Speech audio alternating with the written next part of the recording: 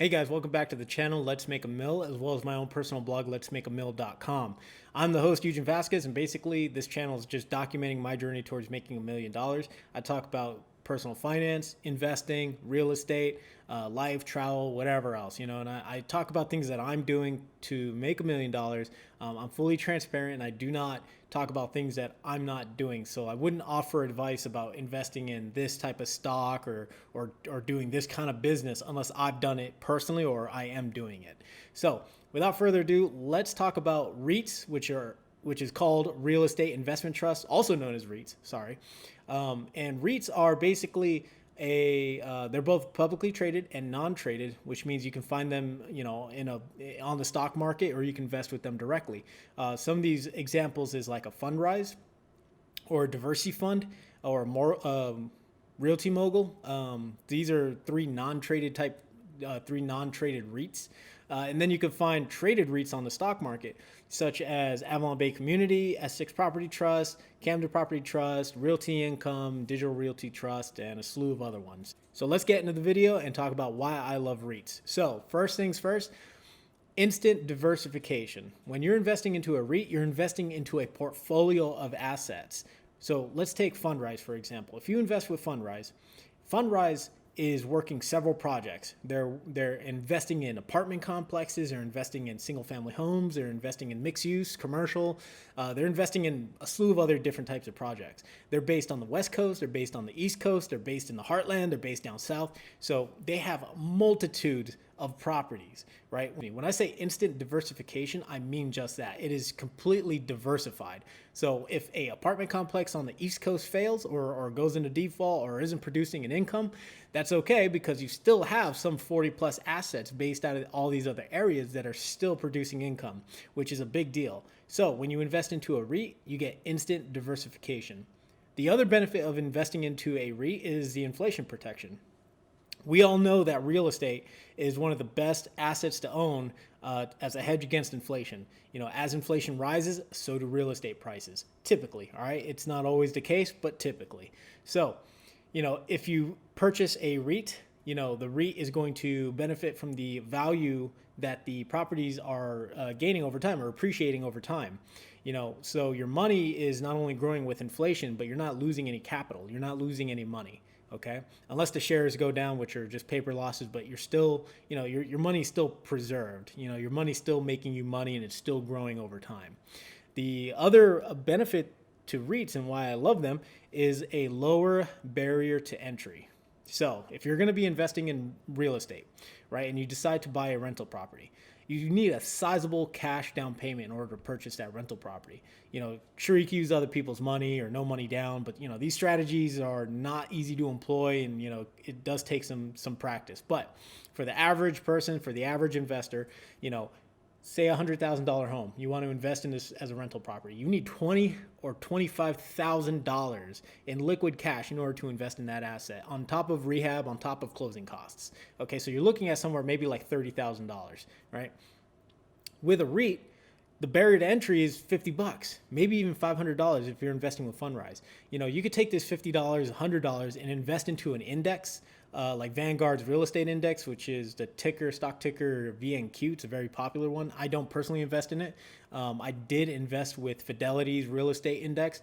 That ticker is FSRNX. I did invest with them, but I pulled the money out because I wanted to invest in individual REITs. But if you want to invest in an index of REITs, you could look at VNQ, you could look at FSRNX if you're with Fidelity. VNQ is an ETF. Anyways, the lower barrier to entry. You can invest in single REITs for like $50 and in a brokerage account. You can invest with $100, $25, whatever, and then you can be making money day one, because as that stock appreciates, the company is also going to be making money from the rents it collects, which will pay you a cash dividend, which is, you're making money off that money that you've invested. So that's another reason why I love REITs. As I said, you can also invest with Fundrise. You need a $500 account minimum to invest with them. They have their own assets and stuff like that, but The difference between Fundrise and the publicly traded companies on the stock market is if you invest in Fundrise, it's not easy to pull your cash out. The money is illiquid. It means once you put the money in, you can't grab it out, okay? With the stock market, if you invest in the REITs in the stock market, you can sell those and then get the money out the next day if you really need to. So just something to think about. I invest with both. I invest into Fundrise and I invest into a portfolio of REITs on M1 Finance. So another reason why I love investing in REITs is because of the exposure to different asset classes. Who wants to invest in apartments? I know I do. Who wants to invest into single family homes?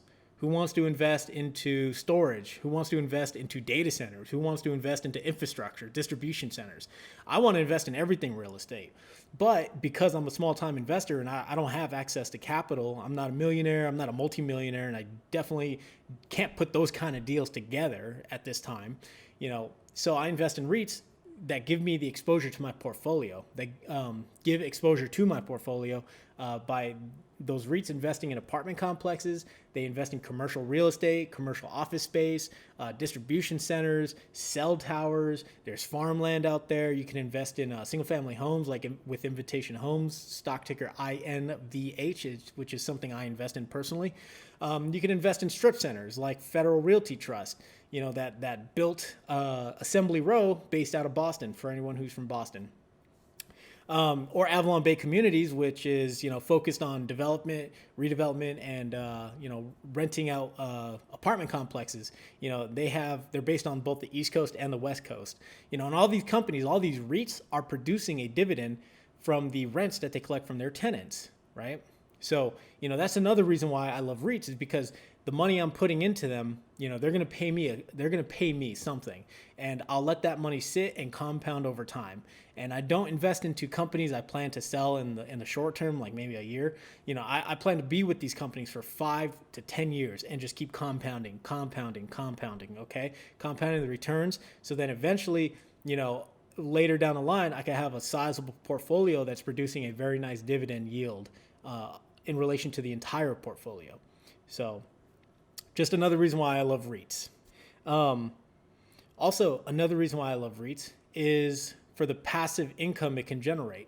Like I just said, these REITs, they have tenants, they collect rent, and then they pay you, the investor, a dividend from that rent. REITs are required by law to pay out 90% of its income. All right. I'll say that again. REITs are required by law to pay out 90% of its income from rents. All right, so you as an investor you're gonna benefit very well. You're gonna be paid very well. But from a passive perspective, you are not dealing with the toilets, trash, and the tenants. That's what the REITs do. The REITs are dealing with all this, across all their tenants, across all their asset classes, across all their buildings. They're dealing with all of that. You're just an investor that just put money in there and you just let it compound and collect and grow over time. Okay. And that's another reason why I love REITs. So I just want to talk briefly on kind of my strategy and what I'm using REITs for. So I'm using REITs to build a dividend income portfolio. I call it the real estate income portfolio. It's based on M1 Finance. Currently, I'm invested in, as of this video, 23 positions. Apartments, cell towers or infrastructure, strip centers, infrastructure like distribution centers that work with Amazon. I'm also invested into triple net leases. These are companies that lease to like Dollar General, Cheesecake Factory, Texas Roadhouse, things like that. And I'm also invested into a single family home REIT, which is called Invitation Homes, like I said earlier, as well as data centers. I have DLR, which is one of the more popular ones, and I'm also invested into storage REITs. One of the more popular ones is PSA, Public Storage. All right, I'm sure if you've been driving around, you must have at least seen one of those, or maybe Cube. I'm also invested into Cube. So my whole idea, my whole strategy for investing in REITs and why I love them is because I want them to, I want to put money into them, dollar cost average up. I want to build a portfolio of 100,000 that will produce a dividend yield of, I'm hoping or shooting for at least 4%. If I get it to 5%, even better. But 5% on $100,000, that's $5,000. Even a rental property, sometimes won't even produce $5,000. You just get a lot of tax benefits and things like that with a physical rental property. But with a dividend income portfolio of REITs, you're getting just a cash dividend. Yes, you'll have to pay taxes on that, but whatever, you're still making a pretty good yield on that. And this is coming in from, I'm trying to build multiple passive income streams. So the dividend income portfolio of REITs is part of that strategy. I hope one day maybe I get it to 300,000, maybe even 500, and maybe even 1 million. That would be pretty cool in my eyes. I also invest with Fundrise because, I'm in a long-term strategy with them. I'm not looking to get rich tomorrow, and I don't think I will be rich tomorrow, but, I'm building a large portfolio of real estate and real estate holdings. So that is my strategy. I'm just compounding the dividends, reinvesting the dividends, and buying into these companies on a schedule. And whether it's up, down, side to side, whatever, I'm just constantly putting money in because I am a long-term investor. And real estate historically has returned about between, I believe, 9 and 12%. So, if I can have a 9 to 12% yield on my entire portfolio of REITs and real estate, I could be sitting pretty here in a couple years. So that's just my dividend strategy. And that's the reason why I love REITs. So with all that being said, I hope you find this video at least a little valuable. You find some insight in it. I will put a link down below in the description to my M1 Finance portfolio. You can see the positions I'm actively invested in. I will have a couple screenshots here in this video on my M1 Finance portfolio. I also have another video where I actually discuss all my holdings for my M1 Finance portfolio, as well as my Fundrise account. So with that being said, if you liked what you see, hit a like. If you didn't like it, that's all right. No big deal. Hit subscribe, don't hit subscribe, hit the notification bell if you wouldn't mind. Let me know what you think down below in the comments. And again, I appreciate everybody. Let me know if this is valuable, and happy investing. See you next video.